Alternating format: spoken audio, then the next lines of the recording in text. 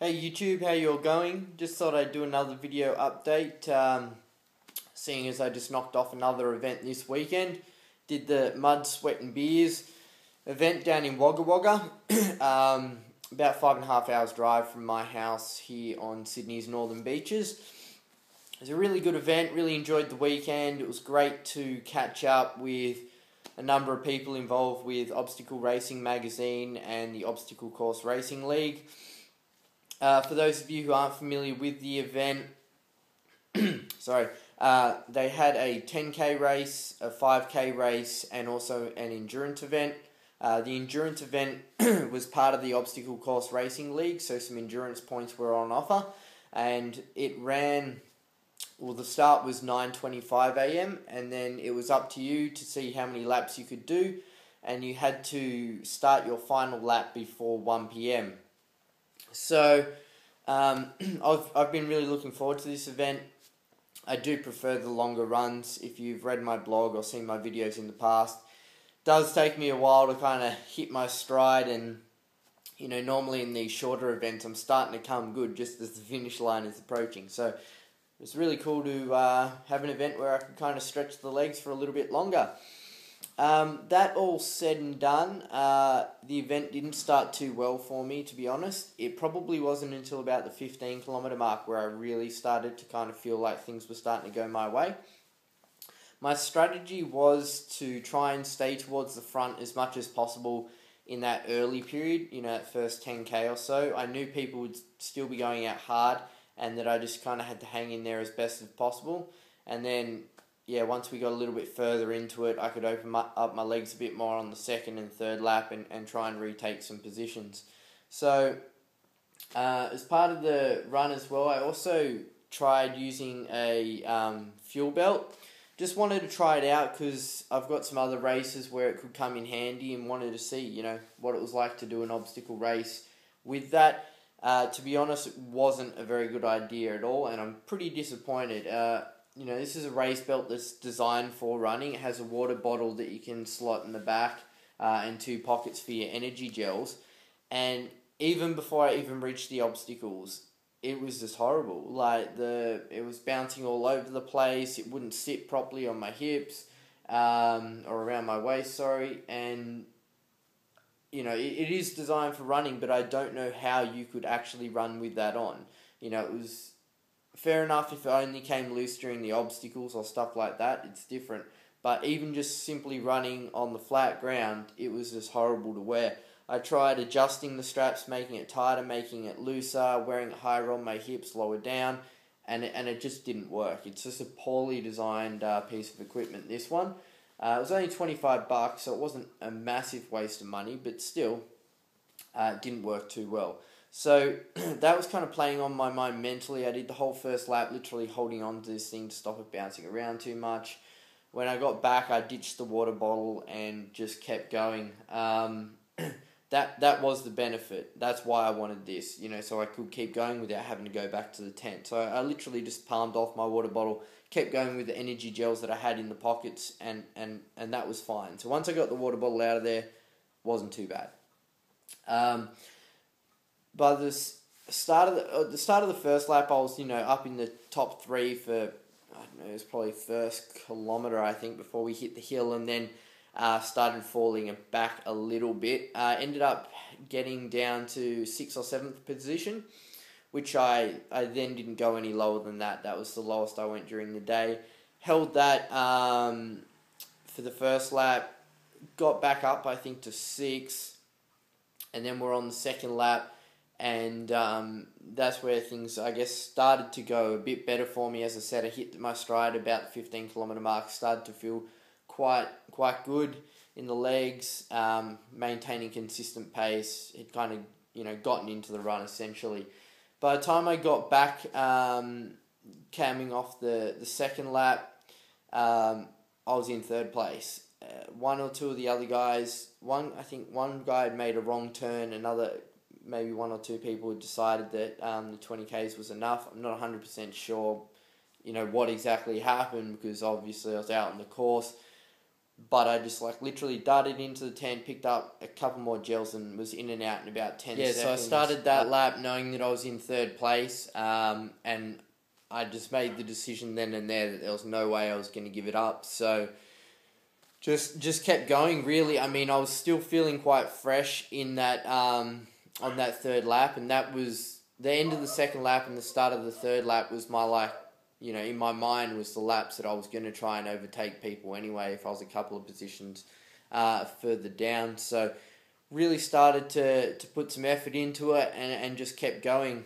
Probably about maybe just under halfway through the third lap, I noticed the guy in fourth place was coming up behind me, and you know, I didn't want to give up that third place, so I just kept going, and he really pushed me. Just knowing that he was coming was crazy. And I mean, the somewhat tricky thing was we're obviously on a course where there's other people doing a 10K thing, and they're all, you know, there's maybe 5, 6, 7 people, sometimes more, at various obstacles, helping over mates and that kind of thing. So I literally just kind of had to go through the front, say, sorry guys, I'm in the race, I'm third, there's a guy right on my tail, do you mind if I come in front? And 99.5% of people were fine about it. 1 or 2 people got a bit grumpy, but, you know, hey, you couldn't wait, you know, especially like a cargo net and a couple of the walls. Like, if you waited, you could be there for like 5 minutes, and, you know, you're not going to win a race or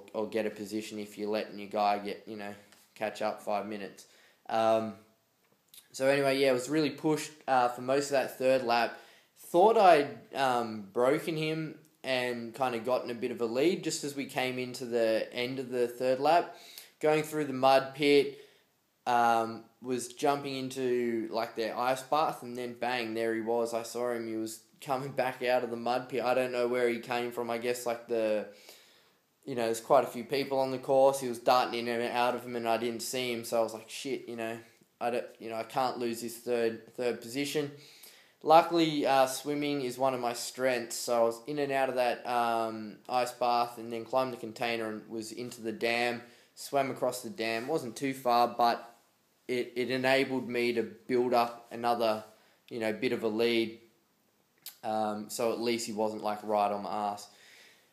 Anyway, I had my gels, obviously, because I'd restocked the previous lap, so I just headed straight out for lap 4. By that stage, not that I'd given up on trying to improve my position, but I was fairly confident that the second place guy was a little bit too far in front for me to catch in 10Ks. I think he was probably sitting around maybe 10 to 15 minutes in front of me at that stage. He ended up finishing about 20 minutes in front of me, so probably about 15 minutes in front at the start of the 4th lap, and then stretched the lead on me by another 5 minutes or so. Anyway, so I started that 4th lap, and basically the course like looped up and then came back down, and when I was on the down part, you know, there's still no one coming behind me, so I just assumed that 4th place had kind of called it quits, and that was it, and, you know, maybe I could somewhat cruise to the finish line in 3rd place, but it wasn't to be, which was kind of good actually, because, you know, it's always nice to have a challenge. He started coming out just as I was coming back around that end of the loop, so, I mean, probably an 800 metre lead, which is sizable, obviously, and to start with, he was walking. Later found out he had a little bit of cramp, so, again, fairly confident that I could keep that gap and cross in 3rd, and, you know, just went through the motions of the rest of the course, and by that stage, obviously, I knew all the obstacles that I was going to face. It was just a matter of getting through them. Legs were starting to go on me a little bit. I probably did a little bit too much training during the week, especially on some leg training that I did on the Tuesday and Wednesday. I kind of smashed them way too hard, and then still had to do some running, and they just never really recovered 100%. So I was walking some of the uphills, and again, as I said, fairly confident that I could hold that 3rd place. We got to probably around the 3rd or 4th kilometre mark, maybe a little bit later, and then all of a sudden I saw him popping back up again, and he'd obviously picked up the pace and decided that he was going to try and chase me down, and again, the course looped back and forward a couple of times, so you could kind of keep an eye on them. And he said, "How you going?" I said, "How are you going?" And we could both tell we were hurting, but he was trying to catch me. So at that stage, I decided that I either want to get third place or I don't. So I put the hammer down a bit and just gave it everything that I had for a couple of kilometers. And, by the time, I'm not 100% sure, but at some point that rubber band snapped and I was able to get enough of a lead on him where he obviously lost sight of me, and I was able to get to the finish line and cross in third position. So that was kind of my first ever podium position in any race, which was kind of cool. I mean, I know it's obstacle racing, it's not like a road race or anything like that, but still to get third place was pretty cool, and I'm really glad of the effort, and I really enjoyed the race. As I said, the guy coming up in fourth managed to kind of probably be about 15 minutes behind me, I think, by the end, so I'm not sure if once I got enough of a lead in front of him that he then slowed down because he knew he couldn't catch me, or maybe just ran out a bit of energy, whatever the case was. But he was a mighty competitor, and it was well worth the, it was good on him for challenging me that whole way. But I was just looking up his name. His name's Jamie. So Jamie, thanks once again for pushing me so hard during that lap. Well, basically laps 3 and 4. You really did make sure that I kept the pace up and kept going, and at some stages there I thought you were going to catch me, but as I said, didn't want that to happen and just literally kept going. So that's basically it for the summary, guys. As I said, getting third place, big achievement for me. Got some endurance points on the board. I've got Tough Mudder coming up next weekend. I've learnt a lot from this race in terms of my training and what I need to learn and adapt and do a little bit more of, so I'm going to be speaking with my coach about that, and hopefully I can come back bigger and better next time and just keep improving. Really, that's the aim of the game. So yeah, thanks again for watching. If you have any comments, questions, just let me know, and talk to you next time.